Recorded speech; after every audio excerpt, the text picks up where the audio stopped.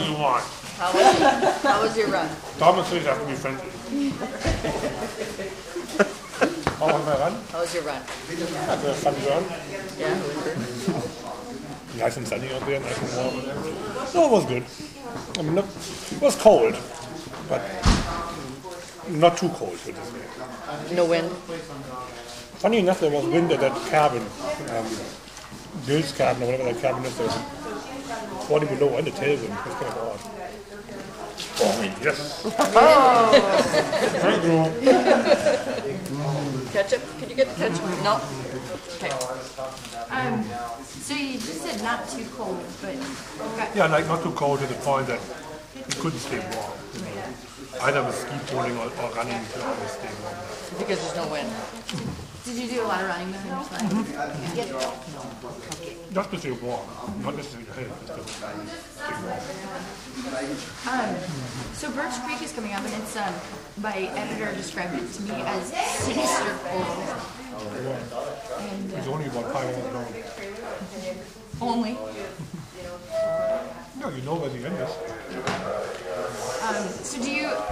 Is it just for you? Is it one of those runs where you know it's coming, you know it's going to be cold, that's part of mushing, or do you have to devise a plan for it? That's exactly it. Just you know what's coming. Oh, thank you, buddy. Thank you. But it's cold to know what's coming. Just put on another layer. Be ready for more jogging.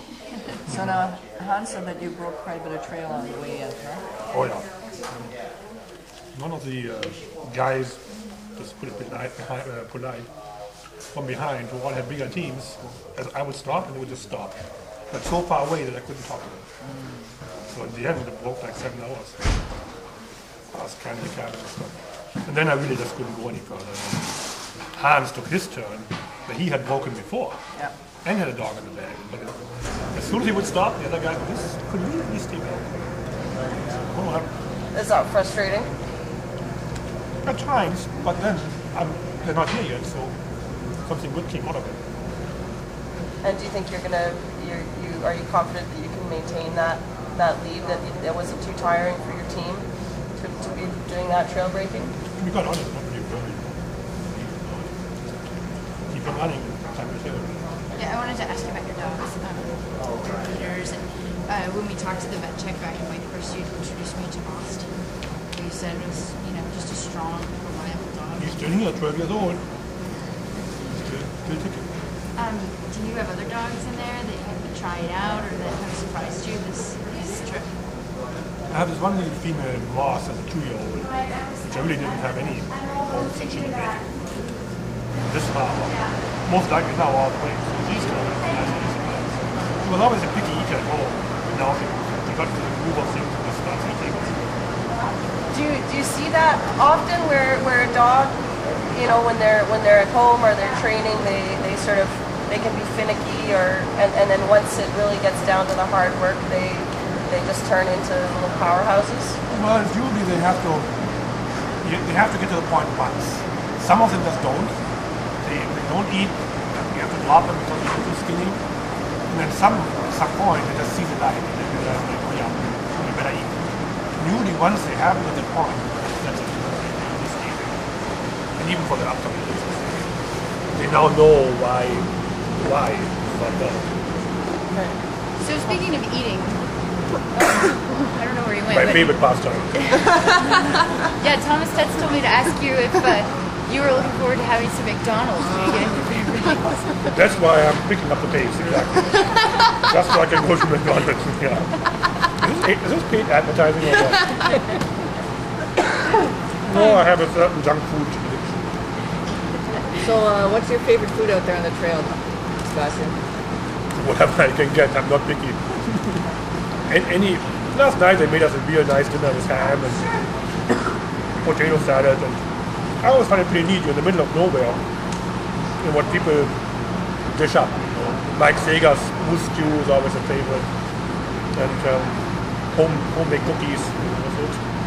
Mike Sager's been there right since the start of the race. Say 28 years he's been giving help to the mushers. Mm-hmm. And where is that? At Sager's cabin? It's a cabin called a Trout Creek. Oh, okay. About 40 miles out of Eagle. It was kind of neat, a guy like there's such a long history.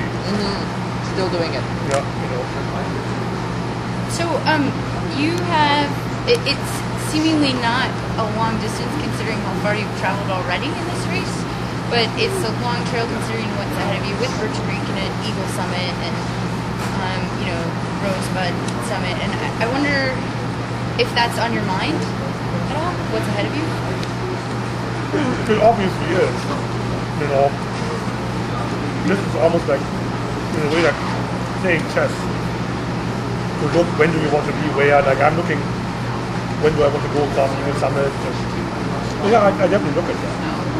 And do you want to be doing this sort of traveling as a pack thing as you go on, or would you be happy to be moving along on your own? And to me, that has to be the same thing. We haven't waited for each other, or we haven't talked about going together at all. It just happened to be the way it is. I'm not going to wait for him, but I don't think he's going to wait for me. We all own thing. He travels a lot faster than me. So I can't even stay with him if I wanted to. So he has faster dogs. I just make it up with rescueness. Slow but steady. And so you don't feel a difference when you know there's other mushers sort of in proximity to you as opposed to when you're just... You're getting a kink in your neck coming from behind. Yeah. Oh yeah, you know they're there. I'm just hoping they don't show up too soon so I can get a little longer rest. Yeah, are you looking over your shoulder or are you looking ahead of you? Well, last night I knew there was nobody coming from behind. I could see Hans's light in the distance. He always looked back every once in a while. And I typically travel without a light, but then I would pick my light on, you know, because him and me, we know it well. You know, him, I'm not hiding, I just like to run in the dark. But when he looks back and I pick on my light, then he knows kind of where I'm at. We saw each other pretty much all night. Why do you like to run in the dark? Especially with the moonlight now, you see more. You actually see the mountains, you see the northern lights nicer. Otherwise, you just in the little tunnel of that headlight. I just prefer to see more. Awesome. I'm going to ask you one more food question. Are you missing all of the cinnamon buns on the Yukon side? Believe it or not, I've never had them. Did you see that? I don't eat raisins. So, oh, wow. So with the raisins being in there, I'm allergic to raisins. So I can't eat them. It's a good thing you had an excuse. Yeah. Oh yeah. And believe me, you know, I've been tempted to try. So, Sebastian, you're sort of a steady Eddie in this race, and I wonder if that comes with experience, or that's how you just decided to run this race, or? Yeah, I'm kind of with the age of my dogs. That's all I can do. You know, they're old, they're not a speedy team, so it's patience. I think it's funny that you say they're not a speedy team, but you're currently in third place. No, but when you look at my run times, which I haven't, but I'm pretty sure they're slower than the other people. I know that Danny, that CV here, he ran away on me into Penny, like before Penny. And then ever since, when we are traveling together, he's always passing me or faster than me, but we're still within the vicinity. So the only way I can do that is obviously, resting short. But he runs very short, and rest short, where I run relatively long, and then take a decent size thing. So I would say for every 3 runs he does, I do 2 runs.